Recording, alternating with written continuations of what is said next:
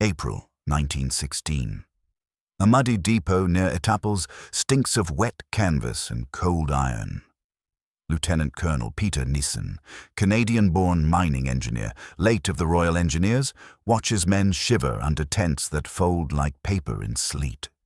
Timber is scarce. Carpenters are dying at the front, and anything with corners catches shrapnel.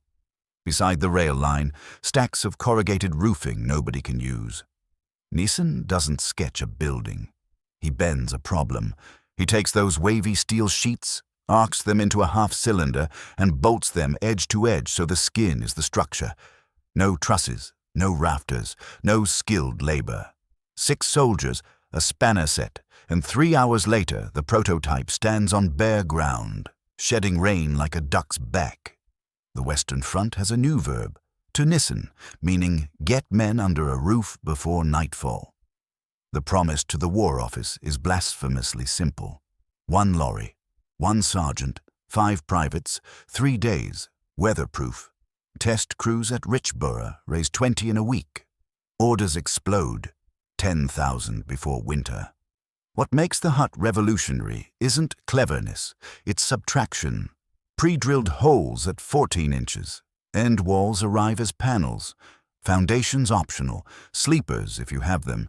Packed earth if you don't. A 16-foot width gives 2 bunk rows and a center aisle. 30 men in comfort, 50 in a pinch. The curved shell shrugs rain and splinters. No vertical walls for blast to grab. Vent panels breathe. Air gaps in corrugations keep condensation down. Crews inside that steel cocoon stay warm, dry, and alive. By June 1916, these half-moons of tin are everywhere. Some dressing stations hammered up between barrages. Depots in Egypt perched straight on sand. Mesopotamian shells with brick-end walls scrounged from ruined villages. The shell never changes. The rest is fieldcraft. By the armistice, there are more than 100,000 of them. Barracks, hospitals, HQs, stores, snapped together wherever the map demands roofs faster than carpenters. Strip the blueprint and you see why it worked. Traditional huts, posts and beams, squares and corners, measuring and cutting under fire. Nissen. The skin carries the load. Each sheet overlaps 3 inches. Each bolt bites 3 layers. The whole thing becomes a single sprung bow distributing weight across its curve. Build sequences idiot-proof. 1. Lay base plates in a rectangle. 2. Spike in light timber ribs every 7 feet. 3. Offer up the first sheet. Bolt to base. 4. March the sheets over, overlap, bolt, repeat. 5. Hang the end walls, doors already in. Green troops? 4 to 5 days the first time. Experienced gang? 48 to 72 hours, rain or shrapnel. British training camps time it and print schedules. The thing's an assembly, not construction. Crucially, Nissen designed for what Britain could actually make in 1916. 26-gauge corrugated. Thick enough, too. Survive. Light enough for 3 men to carry a panel. WWII matched to existing rollers, so factories don't retool. 7/16 bolts. Same stock the shipyards use. Timber. Whatever exists. Pine, oak, salvage. The hut is a supply chain judo throw. Work with the weight you have.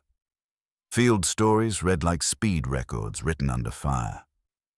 Vimy Ridge. A Canadian party rotates 30-minute shifts between barrages, finishes a 16-foot hut in 18 hours, 40 wounded inside by dawn.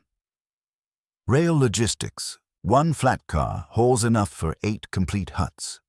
An entire coastal camp in France scales to 100,000 troops in huts. The hospital sector alone runs 300 shells and 12,000 beds. When the spring offensive hits, crews add 70 more wards in 11 days. Fast forward to 1940. The United States Navy sends Commander George Dorat to Britain with a single brief: find what works. He tours RAF fields and Royal Engineer parks, interviews men who've been nissening since 1916, and files the verdict. It's the fastest field structure anyone's ever built. But America, he warns, will want modifications.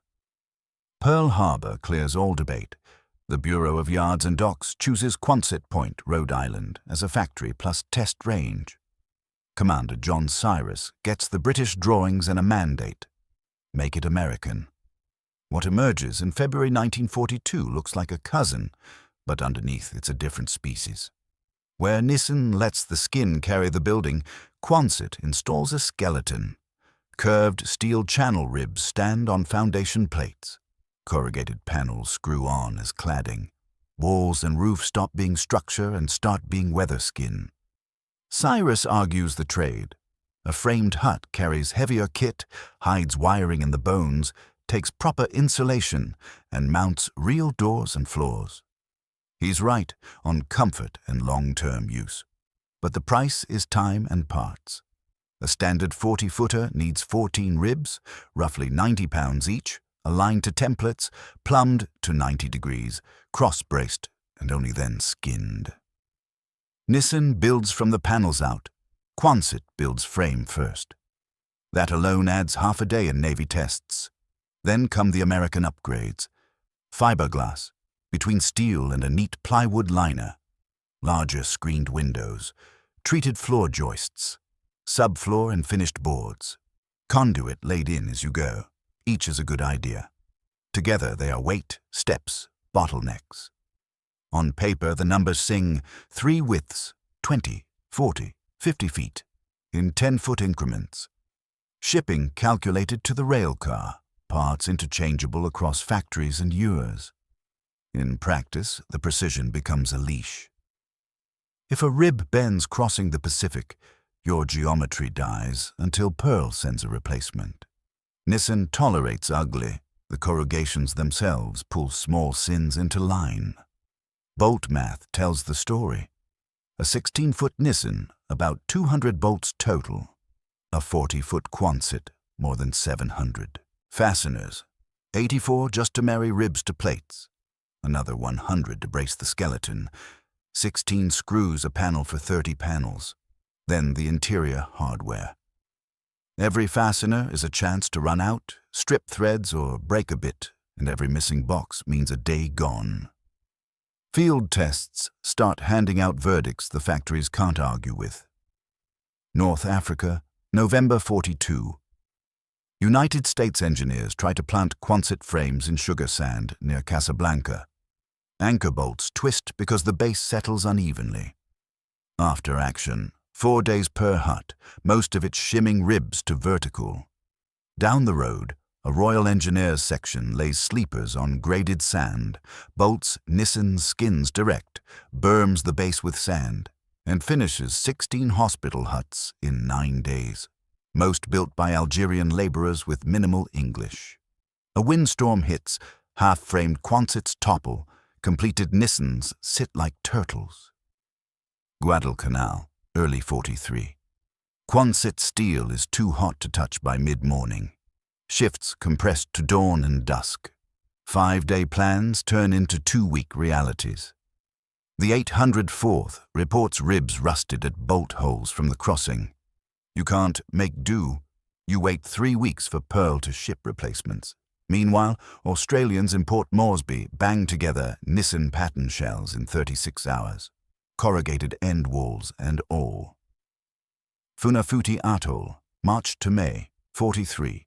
Lieutenant Commander Blondin runs a head-to-head. Same crews, same coral, same weather. Nissen average, 54 hours from first timber to complete shell. Quonset average, 91 hours. The gap is alignment plus interiors. When Nimitz shouts, need 5,000 beds in 60 days, speed isn't a metric, it's survival. Pearl Harbor after Midway. The Navy needs emergency wards yesterday. Do you pour pads, align ribs, insulate and wire? Or do you throw up Nissen shells in 3 days and push beds inside while medics run lines? They choose the shells. Patients arrive on time. Aleutians. Quonset insulation wins on comfort until fog turns the walls into a sandwich of condensation and mold. The single-layer Nissen, leaky and loud, stays drier simply by not trapping moisture. Costs underline the philosophy, split. Quonset 40 by 20 in 1943.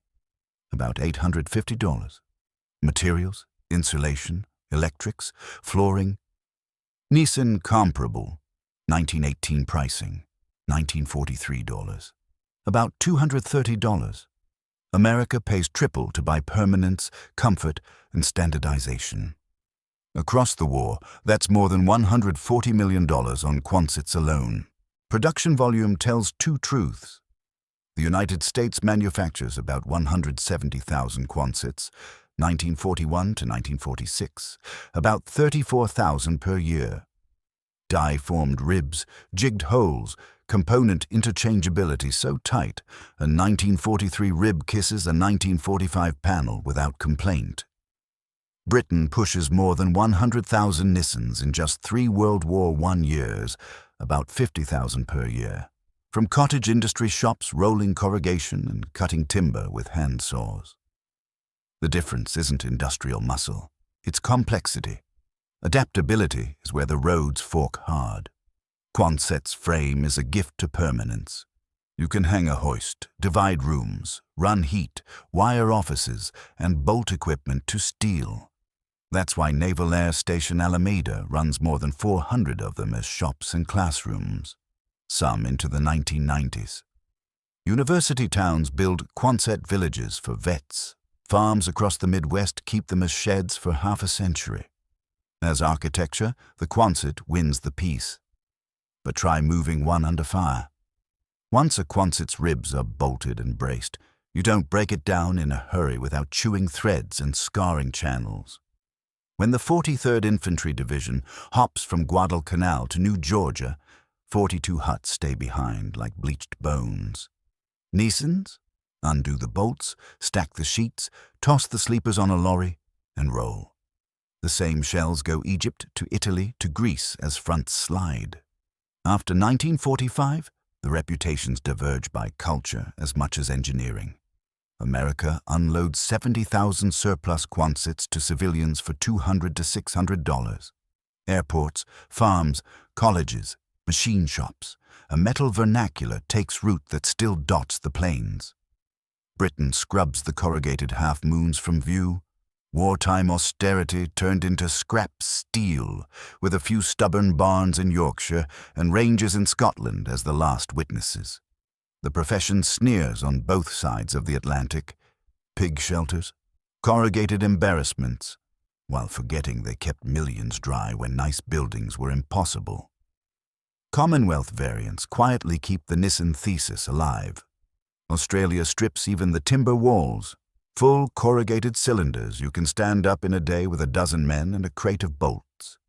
Canada keeps Nissen pattern shells in the Arctic, where single-skin metal beats the ice dams that crush insulated Quonset roofs. In the military, it improves itself out of speed. By Vietnam, containers unfold in hours. Fantastic if you can chopper them in and pay the bill. Adjusted for inflation, modern expeditionary shelters cost about 6 times per square foot what a Second World War Quonset did, while offering the same basic promise, a dry box that locks. The lesson isn't romantic, it's logistical. Nissen asked, "What's the absolute minimum to keep a soldier dry by tomorrow night?" The answer ignored. Doctrine and carpentry. Curved corrugation bolted into a self-supporting shell. No foundations, no framing, no skill.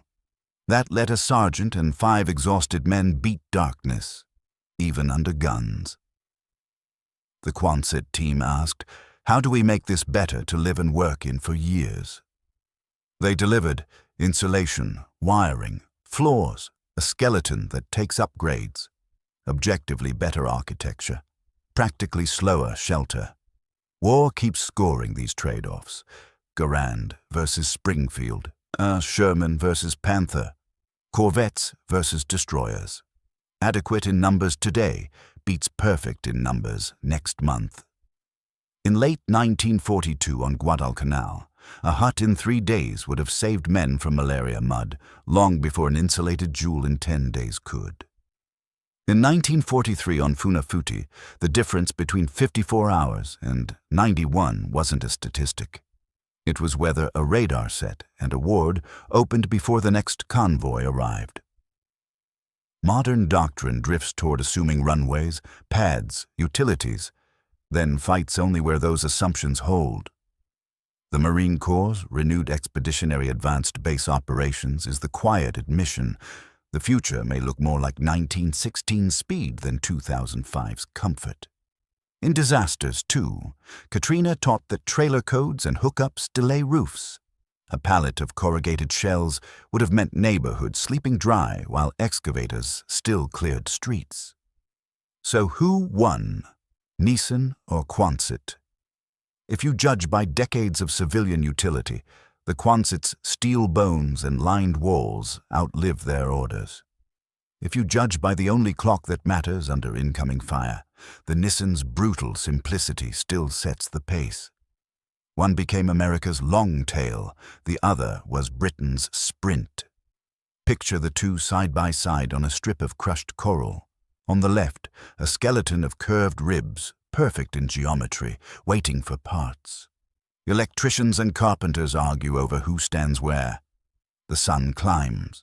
A clipboard frowns. On the right, a line of corrugated sheets goes up like scales on a fish. Bolts bite. The shell stiffens. By dusk, there's a roof that booms in the wind and keeps out the rain. Men sleep on duckboards under tin. Not pretty. Alive. Both are triumphs. Of two different questions. One asks, how do we make a good building the army can live with for years? The other asks, how do we get a building up before the next barrage? Only one can be built while the shells are falling, and that, more than ribs or corrugations, insulation or floors, is the difference between architectural success and battlefield necessity.